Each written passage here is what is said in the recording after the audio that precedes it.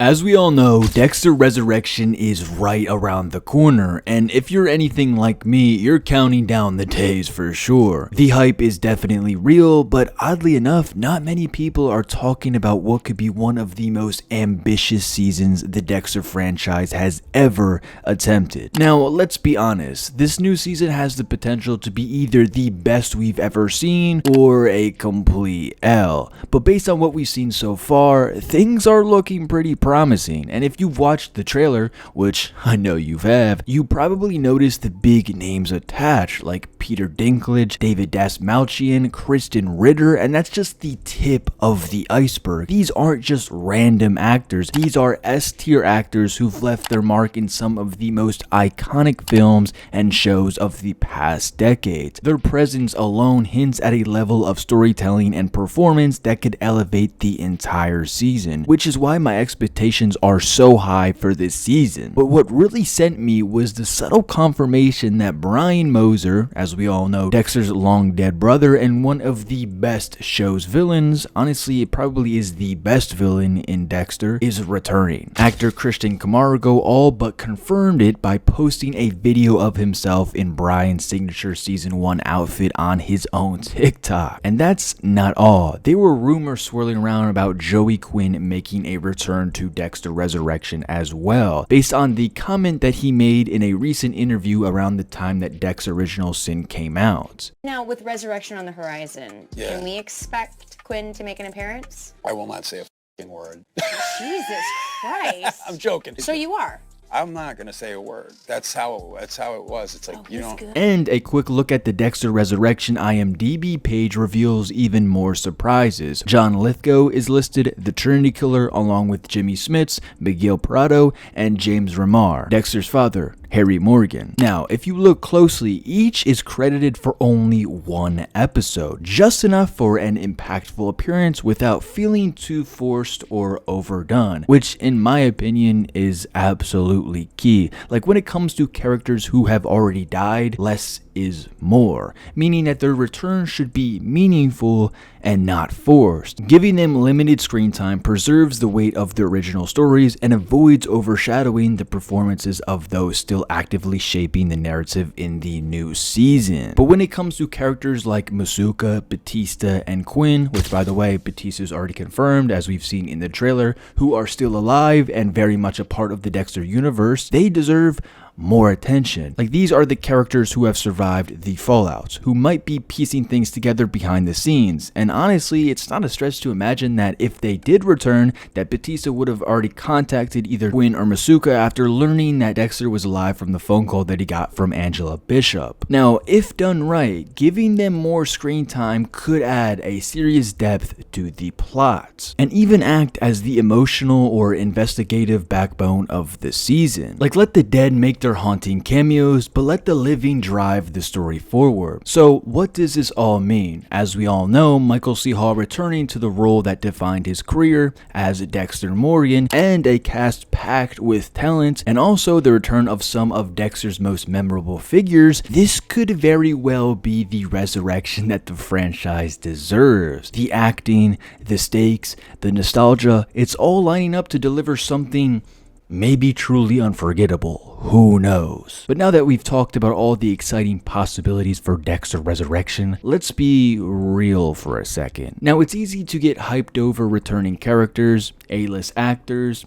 and teaser trailers, but none of that guarantees a great season. So instead of just asking how this season could fall short, we need to ask what needs to be done right for it to truly succeed. And like I said before, the cast is absolutely stacked. The talent is undeniably there, but casting alone doesn't make a show great. We've seen this happen in both film and TV countless times. You get all these amazing actors together, the hype builds, expectations are skyrocketed, and then this story falls completely flat. Why, you may ask? Well, because writing is the foundation of a film. Even with the best actors, even the best actors can't save a sinking ship. And yes, they do indeed try their best, but it never really feels great. That's why the pressure is on the writers more than anything else right now. Well, I mean, everything has already been recorded and shot. They just are editing it right now. Like, they're not just continuing a story. We're talking about resurrecting one that the fans loved, criticized, debated, and dissected for nearly 2 decades. Like, yeah, it's been that long. This show is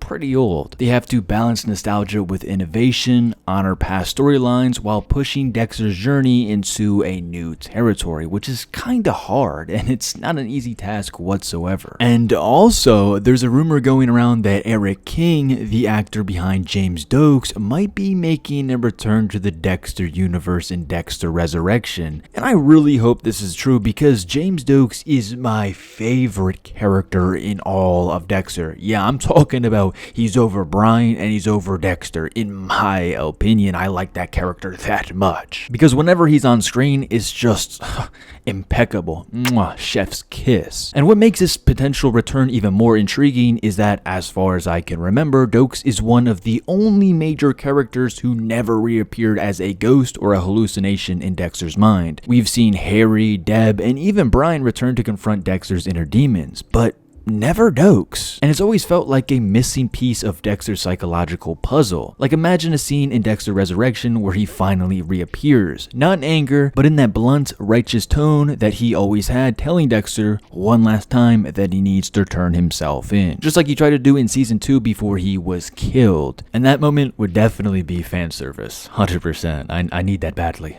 Please. And I know this might be an unpopular opinion, but I actually thought that Dexter New Blood did a solid job of walking that line. Believe it or not, I'd even rank it in my top 5 seasons of Dexter. Like, yeah, it had its flaws for sure, but I mean, like, it wasn't that bad. And yeah, the ending might have been definitely decisive, but it wasn't as bad as season 8 ending. Come on, like, it really wasn't that bad. Like, it felt more grounded and more self-aware than some of the later original seasons in the original show. Like, the writing dared to explore Dexter as a father, as a man running from his past, and as someone ultimately forced to confront the consequences of everything that he's done. To me, New Blood was overly hated.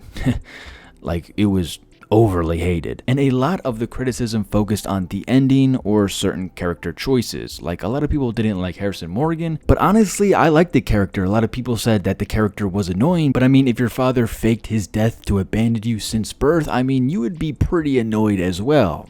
Am I right? But if you looked at the bigger picture for New Blood, it had some of the most emotionally honest moments in the series. And that's the kind of writing that I hope carries over into Dexter Resurrection. I don't want just shock value, and I don't want just OG characters coming back for just simple cameos, but I want thoughtful, character-driven storytelling that actually says something and gives Dexter the kind of final chapter that he deserves. And you guys know me, I'm probably one of the #1 Dexter glazers on the planet. Like, this entire channel is practically built around the franchise, so it goes without saying that I care a lot about where the story goes next. And that's why I'm genuinely hoping that Dexter Resurrection pulls it off. And not just as a decent return or a decent run, but as a top tier season that reminds people why this series was so iconic in the first place. And also, I heard that they want to run this show for a couple more seasons, so hopefully the first season isn't that bad so it gets renewed. And I'm not just hopeful, I'm also pretty confident. Like, I'll stand on business and say this, I believe that this season has everything it needs to be one of the best seasons of Dexter. But also, I'm not afraid to keep it real. Like, if I'm wrong, if the season ends up falling short, then I'll be the first one to say so. And I'll also make a full video once the season wraps up,